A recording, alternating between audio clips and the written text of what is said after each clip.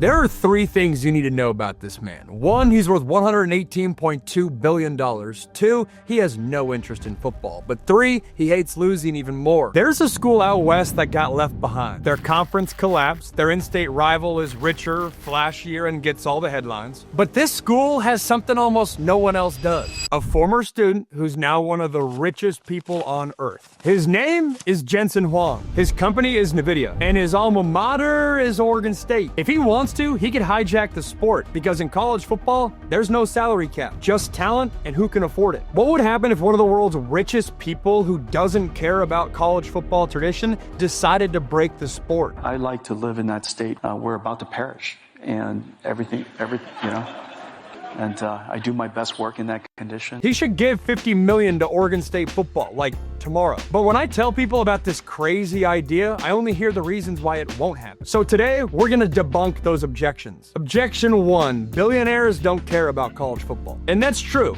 Most billionaires don't care. But here's the thing, they don't have to care that much to change everything. They just need to care enough to open up their checkbook when their alma mater gets embarrassed. And for a lot of these guys or girls, it's their alma mater that hits a nerve. It's where they fell in love or met their co-founder and got their business idea. And now that they've made it, they don't like seeing their old school get left behind. T-Boone Pickens, an oil man, gave $165 million to Oklahoma State athletics all at once. Cody Campbell, another oil man, runs Texas Tech's Collective. He openly promised to buy players via the transfer portal, and he's delivered. And of course, you likely know about Nike founder Phil Knight in Oregon. He wasn't a huge football guy, he just couldn't stand losing to Washington. The ball sets up, looks, throws toward the corner of the end zone. It is in.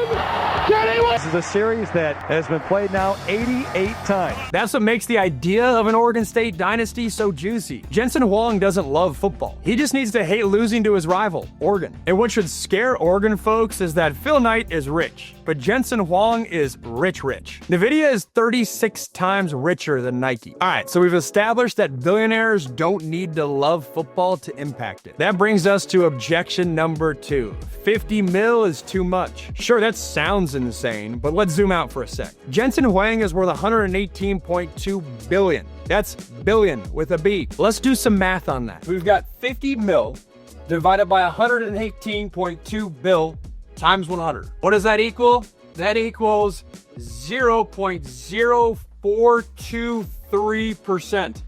For easy math, let's say you make 100 grand a year. That's the equivalent of $42. Trust me, this dude's good for it. And here's the thing, there's no salary cap. There's no collective bargaining agreement. There's no league office to approve everything. Just a competitive market for talent, like European soccer. You want a 5-star linebacker? Buy him. You want a quarterback from the SEC? Buy him. You want a school's entire offensive line? Make an offer. It's already happening. Ohio State's athletic director admitted that their entire roster cost $20 million last year. I've personally heard it from credible sources on the inside that top mark for the top programs in the country is at $30 million.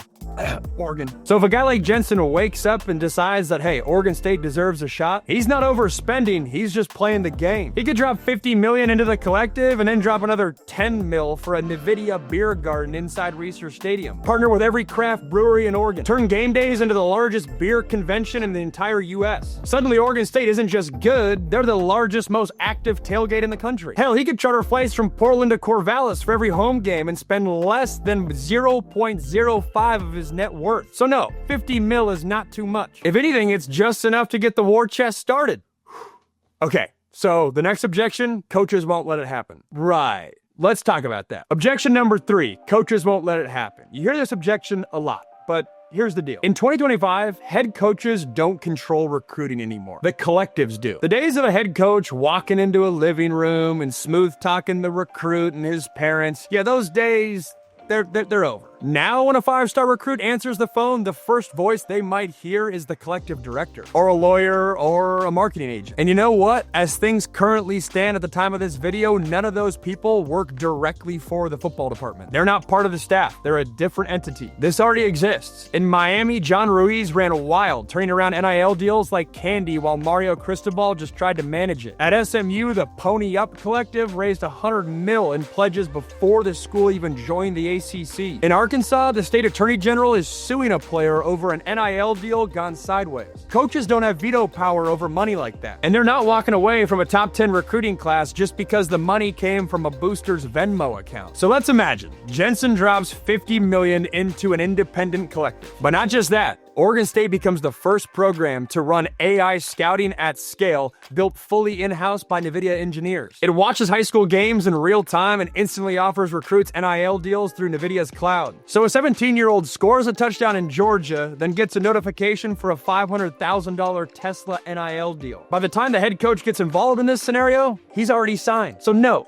coaches can't stop it. And even if they could, I don't think they would ultimately be incentivized to do that. If you can deliver them top talent, they're not going to complain. Which brings us to objection number 4. You still need a great coach and a recruiting pipeline. Fair, but here's the thing. Money doesn't guarantee you success, but it does give you the fastest path to finding it. If Oregon State wants a better coach, they can just outbid 99% of the country with Jensen's money. If they want a 5-star recruit, they can make sure he's flown in on a first-class NIL deal. Money doesn't replace culture, but it does make culture a whole lot easier to build. We've already seen this play out. Texas A&M spent an estimated $25 million on the 2022 recruiting class. They landed the #1 class in the country ahead of Bama and Georgia. Colorado brought in 50+ transfers in one off season thanks to NIL and Deion's brand. If Nvidia-backed Oregon State wanted to go nuclear, they could. Poach an elite OC and DC from a blue blood. Lock down the Polynesian pipeline. Overspend for 10 blue chip recruits and 10 plug-and-play transfers, and build a playoff-ready roster in just 2 seasons. Objection number 5, the NCAA won't allow it. That sounds reasonable until you remember what year it is. The NCAA isn't stopping billionaires. They're barely stopping anyone. Right now, they're losing control in Congress and courtrooms. State laws are overriding NCAA rules, boosters are running wild, and the feds, they're nowhere to be found. This isn't a future problem. It's already happened. In Arkansas, a player bailed on the deal and the state attorney general sued him. The NCAA wasn't even involved. Florida, Texas, and Utah have laws explicitly allowing boosters to run collective. In Tennessee, it's illegal for the NCAA to punish schools for NIL violations. That's where we're at. So let's just say that tomorrow, Jensen Huang writes a check for $50 million to an Oregon State collective. What's the NCAA gonna do?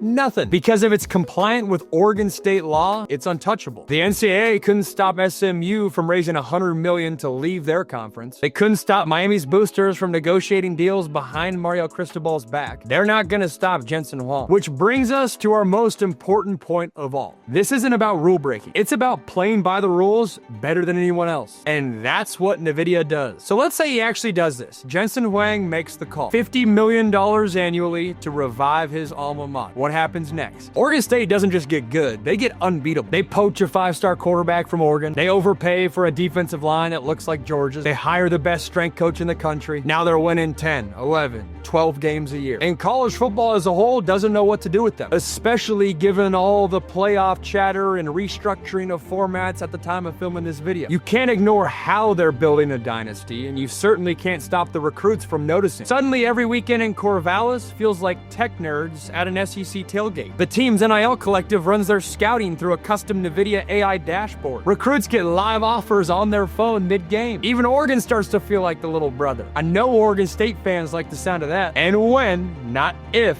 the next round of conference reshuffling comes, Oregon State will have built a national contender. And then you can't keep them out of the power conference. Maybe at that point, it's not even conferences, it's the power group or the power tier. Oh, and all the big networks, they can't keep them out of their next TV deal. And you won't want to, because they've become the loudest, weirdest, most intimidating show in college football. This sport has never had a salary cap, which means it's never been built to stop something like this. And if Jensen Huang wakes up one day and decides, you know what, I don't ever want to see Oregon State lose again, well, it's already over.